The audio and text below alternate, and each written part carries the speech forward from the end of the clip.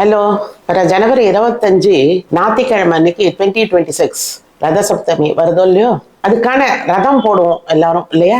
அந்த கோலமும் ஒரு சின்ன எக்ஸ்பிளனேஷனும். நெய்வேத்தியத்துக்கு பொதுவாக சக்கரை பொங்கல் தான் பண்ணுவோம். நான் 2-3 சக்கரை பொங்கல் போட்டிருக்கேன், கீழே லிங்க் தருவா பார்த்துக்கோங்க. இன்னைக்கு பண்ண போறது வந்து அந்த கோவில் ஸ்டைல், கோவில்ல கொடுப்பா பாருங்க பிரசாதமா சக்கரை பொங்கல், நல்ல மணக்க மணக்க இருக்கும். அந்த மாதிரி பண்ணி காட்டலான் இருக்கேன்.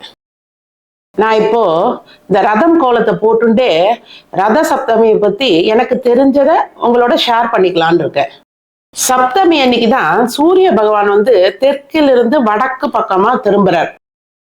ஆடி மாசத்துல இருந்து மார்கழி முடிய தட்சிணாயனம்னு சொல்லுவோம். அப்போ அந்த ஆடியில இருந்து தான் பண்டிகை எல்லாம் நமக்கு கொண்டாடுவோம் பாருங்க. ஆடிண்டே வருது, ஆடி ஆடி வருதுன்னு பண்டிகை எல்லாம் ஆடி பிறந்தாக்க. அடுத்து தையிலிருந்து அந்த ஆணி முடிய உத்தராயணம்னு சொல்லுவோம். உத்தர்னாக்க சான்ஸ்கிரிட்ல வடக்குன்னு பொருள். அயனம் என்ற 6 மாசம்னு சொல்லுவா இல்லையா?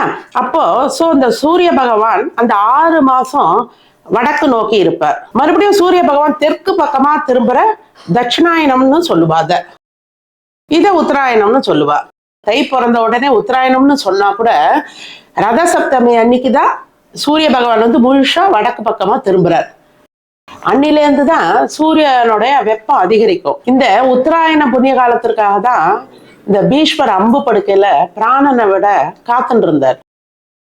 அந்த சமயத்துல எல்லாரும் தர்மத்தை பத்தி உபதேசம் பண்ணுங்கன்னு கேட்கும்போது அன்னைக்குதான் அவர் விஷ்ணு சஹஸ்ரநாமத்தை எல்லாருக்கும் சொல்றார். ஆனா அவரோட பிராணன் வந்து அடுத்த நாள் அஷ்டமி அன்னைக்கு தான் விடுறார். அவருக்கு கல்யாணம் இல்லை, சந்ததிகளும் இல்லாததால அப்பா இருக்கிற ஆண்கள் கூட அன்னைக்கு தர்ப்பணம் பண்ணலாம் அவருக்காக. இந்த சூரிய பகவானுக்கு விசேஷமான இலை என்னன்னா அர்க்கபத்திரம்னுவா. அர்க்கபத்திரம்னா எருக்க இலை தான். ரத சப்தமி அன்னைக்கு என்ன பண்ணுவோம், பொதுவா எருக்க இலைய வச்சு ஸ்நானம் பண்ணுவோம் இல்லையா? அன்னைக்கு 7 இலைய வச்சுட்டு அதுல ஆண்கள் வந்து வெறும் அக்ஷதைய வச்சுக்கலாம், பெண்கள் வந்து மஞ்சள் கலந்த அக்ஷதைய வச்சுட்டு ஸ்நானம் பண்ணணும். அதாவது தலையில 1, 2 கண்கள்ல வச்சுக்கணும், 2 பக்கம் ஷோல்டர்லயும் வச்சுக்கணும், 2 கால் முட்டி, மொத்தம் 7 ஆறுது பாருங்க கணக்கு. அப்படி வச்சுட்டு ஸ்நானம் பண்ணணும்னு சொல்லுவா. அன்னைக்கு பொதுவா நம்ம டிவி எல்லாம் பார்ப்போம் பாருங்க, திருப்பதியில ரொம்ப விசேஷமா இருக்கும் பாருங்க, ரொம்ப கோலாகலமா காட்டுவா. அதே மாதிரி எல்லா பெரிய பெருமாள் கோயில்லாம் கூட 7 வாகனங்களையும் பெருமாள் வந்து வீதி உலா வருவார்.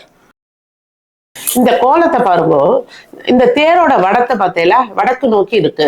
இதனோட மணி குஞ்சங்கள்லாம் பாருங்க தெற்கு நோக்கி காத்துல அசையற மாதிரி போட்டிருக்கேன். இப்படிதான் இருக்கும். ஏன்னா சூரிய பகவான் வந்து தெற்குல இருந்து இப்படி வடக்கு நோக்கி திரும்புறாரு இல்லையா? அததான் இப்படி தெற்குல இருந்து வடக்கு பக்கமா அவர் திரும்புறதான் இந்த கோலத்துல போட்டு காட்டுறோம் எல்லாம். பொதுவா இந்த ரத சப்தமி அன்னைக்கு நம்ம ஆரம்பிக்கிற எல்லா காரியங்களும் ஜெயம்னுவா. தடைப்பட்ட காரியங்கள்லாம் கூட நீங்க மறுபடியும் அன்னைக்கு நம்ம ஸ்டார்ட் பண்ணோம்னா கண்டிப்பா ஜெயமாகும்வா. முடிஞ்சவா அன்னைக்கு ஆதித்ய ஹிருதயமும் விஷ்ணு சஹஸ்ரநாமமும் பாராயணம் பண்ணிட்டு சக்கரை பொங்கல் பண்ணி நைவேத்தியம் பண்ணுவோம்.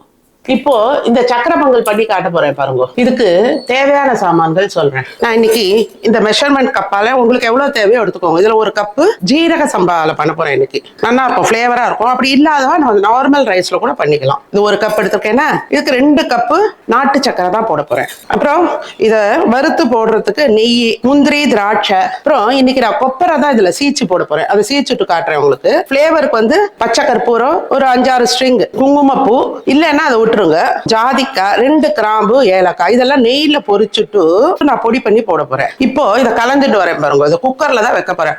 இதுல வேற ஒண்ணுமே போட போறது இல்லை, பருப்பெல்லாம் ஒண்ணும் கிடையாது. இது கலஞ்சி அது உள்ள வைக்கிறேன். 1க்கு 3 தண்ணி வச்சிருவோம். ரொம்ப குழசெல்லாம் வேண்டாம், ஓரளவு இருந்தா போதும்.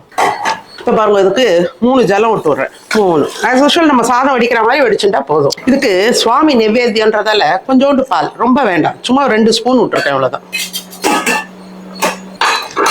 இது ஆன உடனே உங்களுக்கு காட்டுறேன். இப்போ இந்த சாதம் பாருங்க ஆயிடுத்து. இந்த ஜீரக சம்பா வச்சோல்லையோ குக்கர்ல, இது ஆயிடுத்து. இதை நம்ம குழைக்க வேண்டாம், அப்படியே வச்சுப்போம். ஃபர்ஸ்ட் இந்த முந்திரி திராட்சை எல்லாம் வறுத்துருவோம்.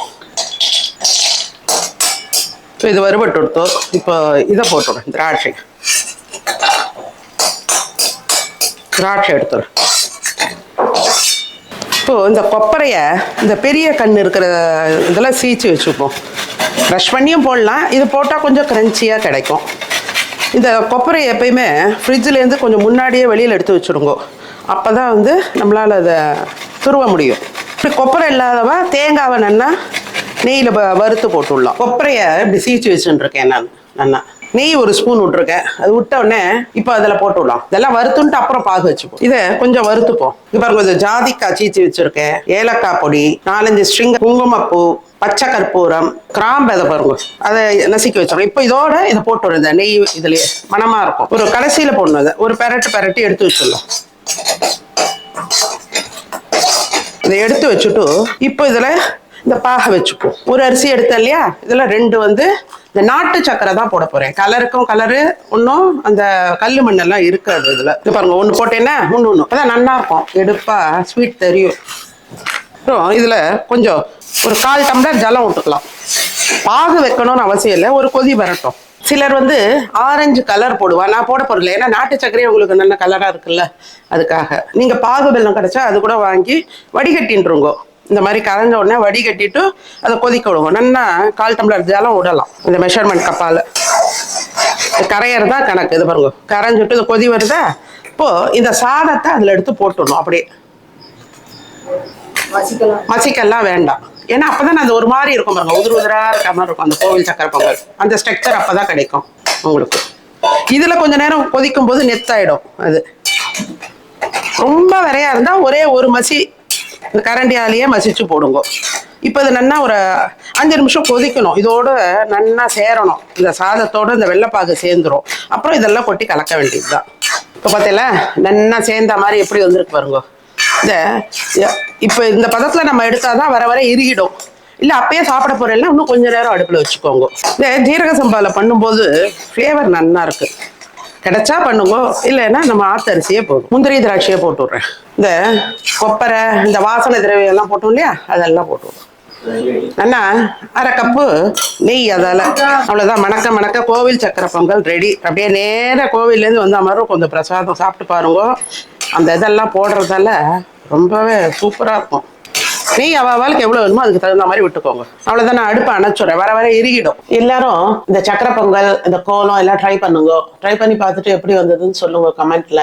என்னோட வீடியோஸ்லாம் பிடிச்சிருந்தா லைக் பண்ணுங்க, ஃப்ரெண்ட்ஸ் அண்ட் ரிலேட்டிவ்ஸ்க்கு ஷேர் பண்ணுங்க, சப்ஸ்கிரைப் பண்ணாதவெல்லாம் சப்ஸ்கிரைப் பண்ணுங்க. தேங்க்யூ.